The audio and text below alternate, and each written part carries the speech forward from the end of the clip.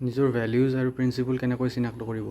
নমস্কাৰ সকলোকে। আজি আমি এই যাত্ৰাটো আমি নিজৰ জীৱনক বুজাৰ এটা অতি গুৰুত্বপূৰ্ণ বিষয়ৰ বিষয়ে আমি কথা পাতিম। আগৰ আলোচনাত আমি নিজৰ কিয়ৰ বিষয়ে কথা পাতিছিলোঁ আৰু আমি বুজিবলৈ চেষ্টা কৰিছিলোঁ যে আমি জীৱনত কি বিচাৰোঁ আৰু তাতকৈ গুৰুত্বপূৰ্ণভাৱে আমি সেইটো কিয় বিচাৰোঁ।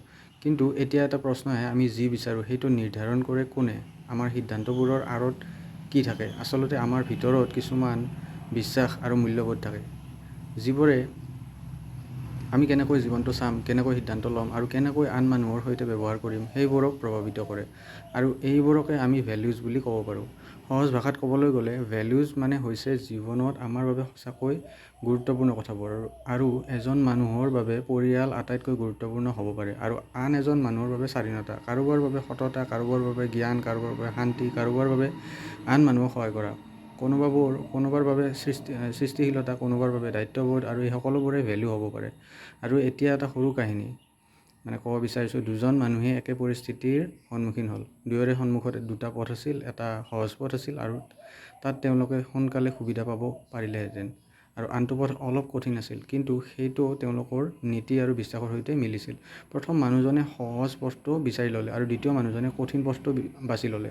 আৰু কোনোবাই তেওঁক সুধিলে, তুমি সহজ পথটো এৰি কঠিন পথটো কিয় বাছিলা? তেওঁ ক'লে যে কাৰণ মই জানো মই কেনেকুৱা মানুহ হৈ থাকিব বিচাৰোঁ। আৰু এই কথাটো অলপ ভাবি চাওক, জীৱনত কেতিয়াবা আমি কি লাভ কৰিম সেইটোতকৈ আমি কেনেকুৱা মানুহ হৈ থাকিম সেইটো অধিক গুৰুত্বপূৰ্ণ হৈ পৰে। আৰু ধৰি লওক আপোনাৰ বাবে সততা এটা গুৰুত্বপূৰ্ণ ভেলু, তেন্তে কোনো এটা পৰিস্থিতিত মিছা কথা ক'লে হয়তো আপোনাৰ তৎক্ষণাত লাভ হ'ব পাৰে, কিন্তু ভিতৰৰ পৰা আপুনি হয়তো শান্তি নাপাব, কাৰণ আপোনাৰ কামটো আপোনাৰ নিজৰ মূল্যবোধৰ সৈতে মিল নাখালে। আকৌ যদি আপোনাৰ বাবে পৰিয়াল গুৰুত্বপূৰ্ণ হয়, তেন্তে জীৱনৰ ডাঙৰ সিদ্ধান্ত লোৱাৰ সময়ত আপুনি কেৱল নিজৰ লাভৰ কথা নাভাবি পৰিয়ালৰ ওপৰত তাৰ প্ৰভাৱো ভাবিব। যদি আপোনাৰ বাবে জ্ঞান গুৰুত্বপূৰ্ণ হয়, তেন্তে আপুনি হয়তো প্ৰতিদিনে অলপ সময় নতুন কিবা শিকিবলৈ দিব। যদি স্বাধীনতা আপোনাৰ ভেলু হয়, তেন্তে আপুনি নিজৰ সিদ্ধান্ত নিজে ল'ব পৰা জীৱন বিচাৰিব। আৰু এইদৰে ভেলিউজ আমাৰ জীৱনৰ ভিতৰৰ এটা কম্পাছৰ দৰে কাম কৰিব।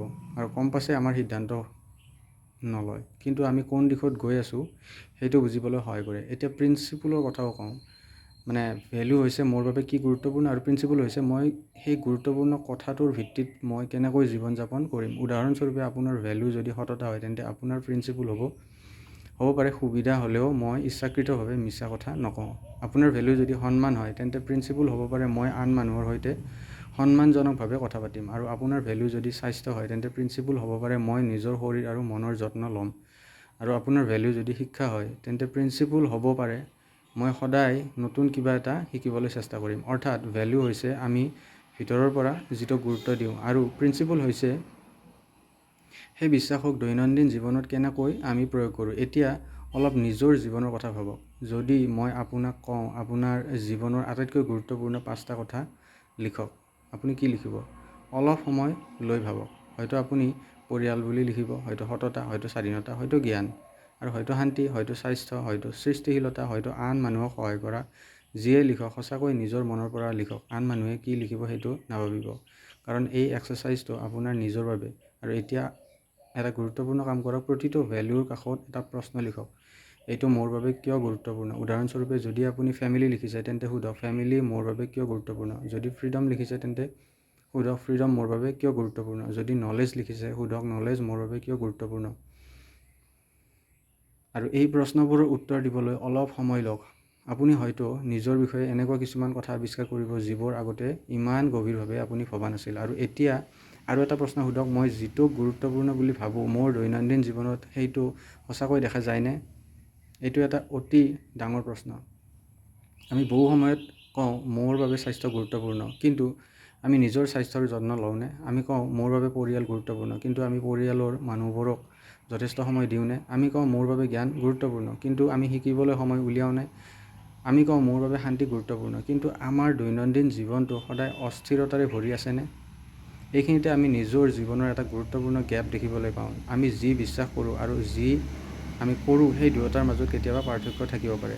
যদি তেনে হয়, নিজকে দোষ নিদিব, বৰং সেইটো এটা ভাল আৰম্ভণি। কাৰণ আমি সমস্যাটো দেখা পোৱাৰ পিছতহে তাক সলনি কৰাৰ সুযোগ পাওঁ। এতিয়া এটা সৰু এক্সাৰচাইজ কৰোঁ। এটা নোটবুকত আমি লিখিম যে মোৰ জীৱনৰ 5টা মূল ভেলু কি। তাৰ পাছত মানে সেই 5টা আমি লিখি ল'লোঁ। তাৰপিছত প্ৰতিটোৰ তলত লিখক যে মই এই ভেলুটো মোৰ জীৱনত কেনেকৈ প্ৰকাশ কৰোঁ।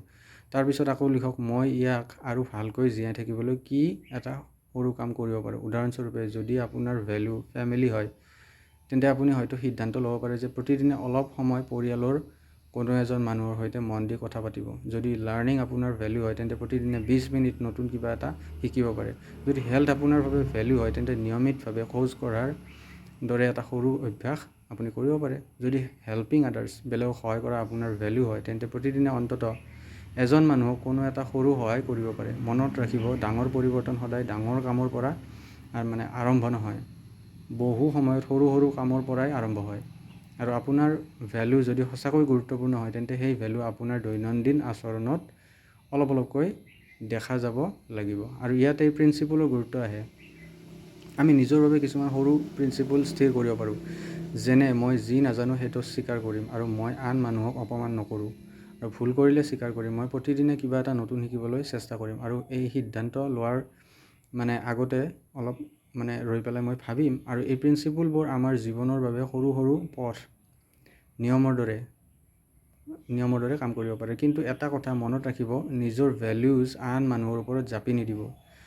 আপোনাৰ বাবে যিটো গুৰুত্বপূৰ্ণ, আন এজন মানুহৰ বাবে সেইটো সিমানেই গুৰুত্বপূৰ্ণ নহ'বও পাৰে। আমি নিজৰ ভেলু জানিম, কিন্তু আন মানুহৰ ভেলুকো আমি সন্মান কৰিম। জীৱনটো অধিক সচেতনভাৱে জীয়াই থকাৰ অৰ্থ কেৱল নিজৰ কথা ভবা নহয়, নিজৰ বিশ্বাসৰ সৈতে সৎ হৈ আন মানুহৰ প্ৰতি সন্মান দেখুওৱাও তাৰ অংশ।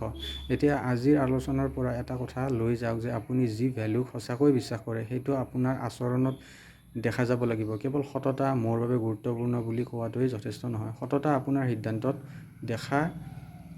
দেখা পাব লাগিব। কেৱল পৰিয়াল মোৰ বাবে গুৰুত্বপূৰ্ণ বুলি কোৱাটোৱেই যথেষ্ট নহয়। পৰিয়ালৰ প্ৰতি আপোনাৰ সময় আৰু ব্যৱহাৰত সেইটো দেখা যাব লাগিব। কেৱল জ্ঞান মোৰ বাবে গুৰুত্বপূৰ্ণ বুলি কোৱাটোৱেই যথেষ্ট নহয়। আপোনাৰ শিকাৰ অভ্যাসত সেইটো দেখা যাব লাগিব। আৰু সেয়ে আজিৰ ছেশ্যনটো শেষ কৰাৰ আগতে মই নিজৰ মনতে এটা প্ৰশ্ন সুধিব বিচাৰিছোঁ যে মই কেনেকুৱা মানুহ হ'ব বিচাৰোঁ। তাৰ পিছত সুধিব মোৰ জীৱনৰ কোনবোৰ ভেলু সেই মানুহজনক গঢ়ি তুলিব, নিজকে গঢ়ি তুলিব। আৰু শেষত সুধিব কাইলৈৰ পৰা মই কি এটা সৰু কাম আৰম্ভ কৰিব পাৰোঁ। এই 3টা প্ৰশ্নৰ উত্তৰ লিখি ৰাখক। আৰু হয়তো আপুনি নিজৰ জীৱনক একেবাৰে সলনি নকৰিব, কিন্তু আপুনি নিজৰ দিশটো অলপ স্পষ্ট কৰিব পাৰিব। আৰু কেতিয়াবা জীৱনত আটাইতকৈ প্ৰয়োজনীয় পৰিৱৰ্তনটো বাহিৰৰ নহয়, ভিতৰত আৰম্ভ হয়। যেতিয়া আমি জানো আমি কি বিশ্বাস কৰোঁ, কি মূল্য দিওঁ আৰু কেনেকুৱা মানুহ হ'ব বিচাৰোঁ, তেতিয়া জীৱনৰ বহু সিদ্ধান্ত লোৱাটো সহজ হৈ পৰে। আৰু ইয়ে আমাক জীৱনত আগুৱাই যোৱাত যথেষ্ট সহায় কৰিব। ধন্যবাদ সকলোকে।